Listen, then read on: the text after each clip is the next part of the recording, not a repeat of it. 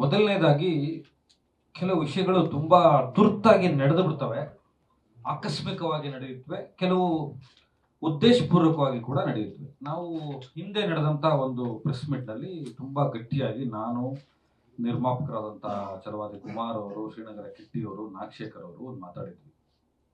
ಏನಂದ್ರೆ ಎರಡೆರಡು ಮೂರು ತೆಲುಗು ಸಿನಿಮಾಗಳು ಜನವರಿ 10 ನಂತರ ರಿಲೀಸ್ ಆಗ್ತಾ ಇದೆ. ಕನ್ನಡದಲ್ಲಿ ಒಂದು ಎಲ್ರಿಗೂ ಗೊತ್ತಿದೆ, ಇದನ್ನೇನು ರಹಸ್ಯ ಏನಲ್ಲ. ಕನ್ನಡದ ಸಿನಿಮಾಗಳಿಗೆ ಥಿಯೇಟರ್ಗಳ ಸಮಸ್ಯೆ ಅನ್ನೋದು ಚೇಂಬರ್ ಅಲ್ಲಿ ಹೊಡೆದಾಟ ಮಾಡೋದು ಮೊದಲಿನಿಂದನೂ, ಇದು ಆದಿ ಕಾಲದಿಂದನೂ ನಮಗೊಂಥರ ರೂಢಿಗತ ಆಗೋಗಿದೆ. ಇದನ್ನು ಫೈಟ್ ಮಾಡ್ತಾನೆ ಬರ್ತಾ ಇದೀವಿ. ಆದರೂ ಕೂಡ ಇದು ಅಪ್ಪಟ ಕನ್ನಡದ ಒಂದು ಸಿನಿಮಾಗೆ ನಾವೆಲ್ಲರೂ ಕನ್ನಡಿಗರು ಸೇರಿ ಒಂದು ಥಿಯೇಟರ್ಗಳನ್ನ ತಗೊಳ್ತೀವಿ, ಚಿತ್ರರಂಗ ಬಿಡೋದಿಲ್ಲ, ಏನೇ ಮಾಫಿಯಾ ಬಂದು ಬಿಡಲ್ಲ ಅಂದಾಗ ಕೆಲವು ಕಾಣದ ಕೈಗಳು ತೆಲುಗು ಮತ್ತು ಕರ್ನಾಟಕಕ್ಕೆ ಓಡಾಡುವಂತ ಕೈಗಳಿಗೆ ಥಿಯೇಟರ್ಗಳು ಬೇಕಾಗಿತ್ತು. ಅವ್ರದ್ದೇನೋ ಹಣಕಾಸಿನ ಈ ಕಾಣದ ಕೈಗಳ ಬಗ್ಗೆ ಸಿನಿಮಾ ರಿಲೀಸ್ ಆದ ನಂತರ ಖಂಡಿತವಾಗ್ಲೂ ಅದರ ಹೆಸರನ್ನು ಹೇಳ್ತೀವಿ. ಅದಕ್ಕೆ ಧನ್ಯವಾದ ಕಾಣದ ಕೈಗಳಿಗೆ, ಯಾಕೆಂದ್ರೆ ಅವ್ರು ನಮ್ಗಿನ್ನೂ ಒಳ್ಳೇದನ್ನೇ ಮಾಡಿದ್ದಾರೆ. ಚಲವಾದಿ ಕುಮಾರ್ ಅವ್ರಿಗೂ ಗುರುತುಂಡ ಶೀತಾಕಾಲಂಗೂ ಸಂಬಂಧವೇ ಇಲ್ಲದಂತ ವಿಚಾರದಲ್ಲಿ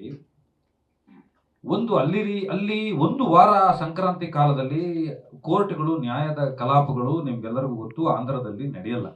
ರಜಾ ಇರುವಂತ ಸಂದರ್ಭದಲ್ಲಿ ಆ 6 ದಿನಗಳನ್ನು ಬಳಸ್ಕೊಂಡು ತುಂಬಾ ವ್ಯವಸ್ಥಿತವಾದಂಥ ಒಂದು ಸಂಚನ್ನು ಮಾಡಿ ಒಂದು ಸಿನಿಮಾನ ತಡೆಯಾಜ್ಞೆ ತಂದು ನಿಲ್ಲಿಸುವಂತ ಕೆಲಸ ಮಾಡಿದ್ರು. ನಾನು ಗುರ್ತುಂಡ ಶೀತಕಾಲಂ ಕಾಲಘಟ್ಟದಿಂದನೂ ನಾಗಶೇಖರ್ ಅವ್ರ ಜೊತೆ ಒಡನಾಟ ಇಟ್ಕೊಂಡಿದ್ದೀನಿ, ಓಡಾಡ್ತಾ ಇದ್ದೀವಿ. ಅದರ ಪಬ್ಲಿಸಿಟಿಗೆ ಹೋಗಿದ್ದೆ, ಅದರ ರಿಲೀಸ್ಗೆ ಹೋಗಿದ್ದೆ, ಅದರ ಕೊನೆ ಹಂತದ ಚಿತ್ರೀಕರಣದಲ್ಲಿ ಪಾಲ್ಗೊಂಡಿದ್ದೆ. ಅದೇ ನಿರ್ಮಾಪಕರು ನಮ್ಗಳ ಎದುರುಗಡೆ ಹೇಳಿದ್ರು, ಈ ಸಿನಿಮಾ ಲಾಭ ಆಗ್ಲಿ ನಷ್ಟ ಆದ್ರೂ ಏನೇ ಆದ್ರೂ ನಮಗೆ ಇನ್ನೊಂದು ಸಿನಿಮಾ ಮಾಡಿಕೊಡಬೇಕು ಅನ್ನೋದಷ್ಟೇ ನಾಗಶೇಖರ್ ಮತ್ತು ಅವರ ನಡುವೆ ಇದ್ದಂತ ಒಂದು ಅಲಿಖಿತ ಮತ್ತು ಇನ್ನೊಂದು ಲಿಖಿತ ಒಪ್ಪಂದ ಇತ್ತು.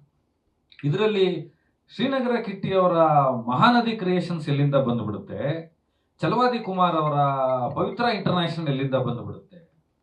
ಸೊ ಈ ತರದ್ದು ಪ್ರಯತ್ನಗಳನ್ನು ಅವರು ಮಾಡ್ತಾನೆ ಇರ್ತಾರೆ, ನಾವು ಗೆಲ್ತಾನೆ ಇರ್ಬೇಕಾಗತ್ತೆ.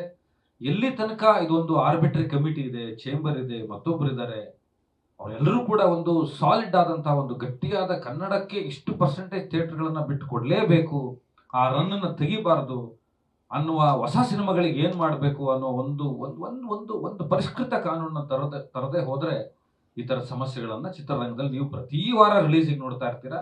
ಇದನ್ನ ಫೇಸ್ ಮಾಡ್ತಾನೆ ಇರ್ಬೇಕಾಗತ್ತೆ. ನಾವು ಇನ್ನೊಂದಷ್ಟು ಜನರ ಹತ್ರಕ್ಕೆ, ಇನ್ನೊಂದಷ್ಟು ಗಟ್ಟಿಯಾಗಿ ಜನರ ಹತ್ರಕ್ಕೆ ಹೋಗೋದಕ್ಕೆ ಇದು ಸಹಾಯ ಆಯ್ತು ಅಂತಾನೆ ಹೇಳ್ಬೋದು. ಯಾಕೆಂದ್ರೆ ಯಾವುದೇ ಕಲ್ಲು ಹೆಸರು ಅದನ್ನ ಹಿಡ್ಕೊಂಡು ಮನೆ ಕಟ್ಟುವಂತಹ ಮತ್ತು ವಿಗ್ರಹಗಳನ್ನ ಕೆತ್ತಿ ಪ್ರತಿಷ್ಠಾಪನೆ ಮಾಡಿ ದೇವ್ರು ಮಾಡುವಂತ ರೂಢಿ ನಮ್ಗೆಲ್ಲರಿಗೂ ಆಲ್ರೆಡಿ ಇದೆ. ಅದಕ್ಕೆಲ್ಲ ಹೆದರದಿರಲಿಲ್ಲ. ಬಟ್ ನಮಗೊಂದು ಟಿಪ್ ಇತ್ತು, ಅಥವಾ ಅದಕ್ಕೇನಂತಾರೆ ಒಂದು ಸೂಚನೆ ಇತ್ತು. ಈ ತರದ್ದೇನೋ ಒಂದು ನಾವು ಯಾವಾಗ ಥಿಯೇಟರ್ ಸೆಟಪ್ಗಳ ಬಗ್ಗೆ ಮಾತಾಡ್ತೀವಿ, ಗಟ್ಟಿಯಾಗಿ ಧ್ವನಿ ಎತ್ತೀವಿ, ಈ ಡಿಸ್ಟ್ರಿಕ್ಟ್ ಸೆಂಟರ್ಗಳಲ್ಲಿ ಇದೇ ತರದ ಥಿಯೇಟರ್ ಬೇಕು, ಗಡಿನಾಡ ಭಾಗದಲ್ಲಿ ಹೀಗೆ ಮಾಡ್ತೀವಿ, ಹೈದರಾಬಾದ್ ಕರ್ನಾಟಕ ಹೀಗೆ ಮಾಡ್ತೀವಿ, ಮುಂಬೈ ಕರ್ನಾಟಕ ಹೀಗೆ ಮಾಡ್ತೀವಿ ಅಂದಾಗ ಅದೊಂದು ಸೂಚನೆ ಇತ್ತು. ಆದ್ರೆ ಅದು ಇಷ್ಟು ಸಬಲವಾಗಿ ಮಾಡ್ತಾರೆ ಅಂತ ಅನ್ಕೊಂಡಿರಲಿಲ್ಲ. ನ್ಯಾಯಾಲಯಕ್ಕೆ ವಿಶೇಷವಾದಂತಹ ಕೃತಜ್ಞತೆಗಳನ್ನ ಇಲ್ಲಿ ಹೇಳಬೇಕು. ದೇಶದ ಕಾನೂನು ಸರಿಯಾದವರ ಪರ ಇರುತ್ತೆ ಅನ್ನೋದಕ್ಕೆ ಇದು ಮತ್ತೊಂದು ಉದಾಹರಣೆ. ಸಂವಿಧಾನಕ್ಕೆ ನಾವು ಗೌರವಿಸ್ತಾ ಈಗ ತಾರೀಖನ್ನ ಮುಂದೆ ಯಾವಾಗ ಬರುತ್ತೆ ಅನ್ನೋದನ್ನ ನಿರ್ಮಾಪಕರು ಹೇಳ್ತಾರೆ, ಈ ಕೋರ್ಟ್ ಪ್ರೊಸೀಜರ್ ಏನಾಯ್ತು ಅಂತ ಹೇಳ್ತಾರೆ. ಇದು ಇನ್ನೊಂದಷ್ಟು ಪ್ರಚಾರ ಮಾಡೋದಕ್ಕೆ, ಕೆಲಸ ಮಾಡೋದಕ್ಕೆ, ಗಟ್ಟಿಯಾದ ಥಿಯೇಟರ್ ಸೆಟಪ್ಗಳನ್ನ ಮಾಡೋದಕ್ಕೆ ಅನುಕೂಲ ಆಗುತ್ತೆ. ನಿಮಗೆ ಗೊತ್ತಿರುವಂತೆ ಒಂದು ಸಲ ಥಿಯೇಟರ್ನ ಸೆಟಪ್ ಮಾಡಿ, ಆಮೇಲೆ 2 ವಿಷಯಗಳನ್ನ ನಾನು ಕ್ಲಿಯರ್ ಮಾಡ್ತೀನಿ. ಇಲ್ಲಿರೋದು 3 ಪಿಲ್ಲರ್ಸ್ ಸಂಜು ವೆಡ್ಸ್ ಗೀತಾ ಭಾಗ 2ರಲ್ಲಿ. ಒಂದು ನಾಗಶೇಖರ್ ಅವರು, ಚಲವಾದಿ ಕುಮಾರ್ ಅವರು, ನಾಯಕ ನಟರಾದಂತ ಶ್ರೀನಗರ ಕಿಟ್ಟಿ ಅವರು. ಇದರ ಹಣಕಾಸಿನ ವ್ಯವಹಾರ ಮತ್ತು ಇನ್ನೊಂದು ಏನಾದರೂ ಇದ್ರೆ ಅವ್ರು 3 ಜನಕ್ಕೆ ಮಾತ್ರ ಸಂಬಂಧಿಸಿದ್ದು. ಮತ್ತು ಅಲ್ಲಿ ಎಕ್ಸಿಕ್ಯೂಟಿವ್ ಪ್ರೊಡ್ಯೂಸರ್ ಮಂಡ್ಯ ಕಿಟ್ಟಿ ಅವರು ಕೂತಿದ್ದಾರೆ, ಅವ್ರಿಗೆ ಸಂಬಂಧಿಸಿದ್ದು. ಇಲ್ಲಿ ತಂಡದ ಒಳಗಡೆ ಯಾರಿಗೂ ಒಳಜಗಳಗಳಿಲ್ಲ. ಮೊದಲನೇದಾಗಿ ಕೆಲವರು ತುಂಬಾ ಗಟ್ಟಿಯಾಗಿ ಮಾಡಿದ್ದಾರೆ, ಇದು ಒಳಜಗಳದ ಕಾರಣಕ್ಕೆ ಸಮಸ್ಯೆ ಆಯ್ತು ಅಂತ. ಒಳಜಗಳಗಳಿದ್ದಿದ್ರೆ ರಿಲೀಸ್ ಟೈಮಲ್ಲಿ ಯಾರೋ ಹಿಂಗೆ ಕೂತ್ಕೋತಾ ಇರಲಿಲ್ಲ ಒಟ್ಟಿಗೆ. ಸಿನಿಮಾ ರಿಲೀಸ್ಗೆ ಇಷ್ಟು ತೊಂದರೆ ಆದರೂ ಕೂಡ ಗಟ್ಟಿಯಾಗಿ ನಿಂತ್ಕೊಳ್ತಾ ಇರಲಿಲ್ಲ. ಎರಡನೇದು, ಬೇರೆ ಯಾವುದೋ ಫೈನಾನ್ಸ್ ಪ್ರಾಬ್ಲಮ್ ಇತ್ತು, ಇನ್ನೊಂದು ಪ್ರಾಬ್ಲಮ್ ಇತ್ತು. ಕೆಲವರೆಲ್ಲ ಹೇಳಿದ್ದಾರೆ, ಇದು ಇಷ್ಟು ಕೋಟಿಯ ಸಿನಿಮಾ, ಬಜೆಟ್ ನೋಡಿದ್ರಂತ ನೀವು, ನಮ್ಮ ಖರ್ಚು ವೆಚ್ಚಗಳನ್ನು ನೋಡಿದೀರಾ, ಆ ತಂಡಕ್ಕೆ ಮಾತ್ರ ಗೊತ್ತಿರುತ್ತೆ ಎಷ್ಟು ಕಷ್ಟಪಟ್ಟಿರ್ತೀವಿ, ಎಲ್ಲಿಂದ ಸಾಲ ತಂದಿರ್ತೀವಿ, ಯಾರ್ಯಾರಿಗೆ ಪೇಮೆಂಟ್ ಹೋಗಿರುತ್ತೆ, ಪೇಮೆಂಟ್ ಹೋಗಿರಲ್ಲ, ರಿಲೀಸಿಗೆ ಬಂದು ಕಾಪಿ ತೆಗಿಬೇಕಾದ್ರೆ ನನ್ನಿಂದ ಹಿಡಿದು ಎಲ್ಲರದು NOC ಆಗಿರ್ಬೇಕಲ್ವಾ, DOP ಸೈನ್ ಆಗಿರ್ಬೇಕಲ್ವಾ, ಆ ಥರದ್ದೇನು ತೊಂದರೆ ಇಲ್ಲ. ಅದನ್ನ ದಯವಿಟ್ಟು ಸುಳ್ಳು ಸುದ್ದಿಗಳನ್ನ ಹಬ್ಬಿಸಬೇಡಿ. ಕನ್ನಡದ ಚಿತ್ರರಂಗಕ್ಕೆ ತೆಲುಗರ ಸಿನಿಮಾಗಳು, ನಾನು ತೆಲುಗು ಚಿತ್ರರಂಗನ ಕೂಡ ದೂರ್ತಾ ಇಲ್ಲ, ಇದು ಎರಡರ ನಡುವೆ ಇರ್ತಕ್ಕಂಥವ್ರು ಕೆಲವೊಂದು ಅವಕಾಶಗಳನ್ನ ಬಳಸ್ಕೊಂಡು ಈ ಥರದ್ದು ದುರ್ಘಟನೆಗಳನ್ನು ಮಾಡಿದಾಗ, ಎಡವಟ್ಟುಗಳನ್ನು ಮಾಡಿದಾಗ ಸಪೋರ್ಟ್ ಮಾಡಿ ಕನ್ನಡ ಚಿತ್ರರಂಗಕ್ಕೆ ಅಂತ ನಿಮ್ಮಲ್ಲಿ ಕೇಳ್ಕೊತೀನಿ. ಸದ್ಯದಲ್ಲೇ ಸಿನಿಮಾ ರಿಲೀಸ್ ಆಗುತ್ತೆ, ಇನ್ನೊಂದಷ್ಟು ಪ್ರಚಾರ ಭರಾಟೆಯಿಂದ ನಡೆಯುತ್ತೆ. ಆಲ್ರೆಡಿ ಕಾಪಿ ತೆಗೆದಾಗಿದೆ, ಕ್ಯೂಬ್ಗೆ ಅಪ್ಲೋಡ್ ಆಗಾಗಿತ್ತು. ನಿಮಗೆ ಸವಾಲುಗಳು ಹೆಂಗ್ ಬರುತ್ತೆ ಒಂದು ಸಿನಿಮಾಗೆ ಅಂದ್ರೆ, ಈಗ ಮತ್ತೆ ಥಿಯೇಟರ್ ಸೆಟಪ್ ಮಾಡಬೇಕು. ಈಗ 3 ತೆಲುಗು ಸಿನಿಮಾ ಇದೆ, ಕನ್ನಡದ ಸಿನಿಮಾಗಳು ಕೂಡ ಹಲವಾರು ಬಿಡುಗಡೆ ಆಗ್ತಾ ಇದೆ. ಅವೆಲ್ಲರಿಗೂ ಅಭಿನಂದನೆಗಳು, ಎಲ್ಲಕ್ಕೂ ಒಳ್ಳೇದಾಗಬೇಕು, ಎಲ್ಲ ಸಿನಿಮಾಗಳಿಗೂ ಒಳ್ಳೇದಾಗಬೇಕು. ಮತ್ತೆ ಥಿಯೇಟರ್ ಸೆಟಪ್ ಮಾಡಬೇಕು, ಮತ್ತೆ ಆ ರನ್ನ ನೋಡಬೇಕು, ಮತ್ತೆ ಬಿಸ್ನೆಸ್ನ ನೋಡಬೇಕು, ಮತ್ತೆ ಕ್ಯೂಬ್ ಅಪ್ಲೋಡ್ ಮಾಡಬೇಕು, ಎಲ್ಲಾ ಕಡೆಯಿಂದ ಆಗಬೇಕು. ಇದು ನಿರ್ಮಾಪಕರಿಗೆ ಹೊಣೆ, ನಿರ್ದೇಶಕರಿಗೆ ಹೊಣೆ, ನಾಯಕ ನಟರಿಗೆ ಹೊಣೆ, ಅದರಲ್ಲಿ ಕೆಲಸ ಮಾಡೋ ಕಲಾವಿದರಿಗೆ ಹಿನ್ನಡೆ ಆಗುತ್ತೆ.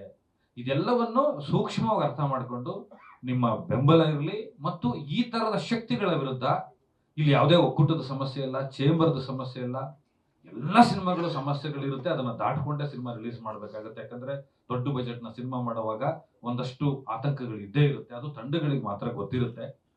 ಆ ಥರದ್ದು ಯಾವುದೂ ಇಲ್ಲ. ನಿಮ್ಮ ಆಶೀರ್ವಾದ ಮತ್ತು ನಿಮ್ಮ ಪ್ರೀತಿ ಇನ್ನೂ ಹೆಚ್ಚಿನ ರೀತಿಯಲ್ಲಿರಲಿ. ಈ ಒಂದು ಸಿನಿಮಾ ಗೆದ್ರೆ, ಈ ಒಂದು ಸಿನಿಮಾ ಸರಿಯಾಗಿ ರಿಲೀಸ್ ಆದ್ರೆ ಮುಂದೆ ಬರೋರಿಗೆಲ್ಲ ಒಂದು ಮಾದರಿ ಆಗುತ್ತೆ. ಈ ತರದ್ದು ನೀವು ನೋಡಿದೀರಾ, ಹಿಂದೆ ಹಲವಾರು ಕಾರಣಗಳಿಗೆ ಸಿನಿಮಾಗಳು 1 ದಿನ ಪೋಸ್ಟ್ಪೋನ್ ಆಗಿದ್ದಿದೆ, 2 ದಿನ ಪೋಸ್ಟ್ಪೋನ್ ಆಗಿದ್ದಿದೆ, 1 ವಾರಕ್ಕೆ ಪೋಸ್ಟ್ಪೋನ್ ಆಗಿದ್ದಿದೆ.